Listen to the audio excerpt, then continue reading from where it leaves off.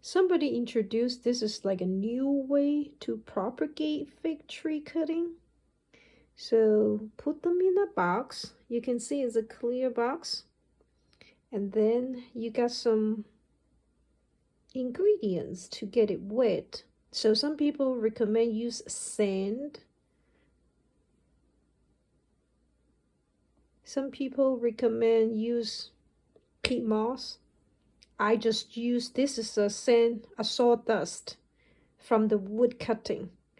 So I don't know what's gonna happen, but I will keep you guys updated to see how this propagate method works for fig cuttings.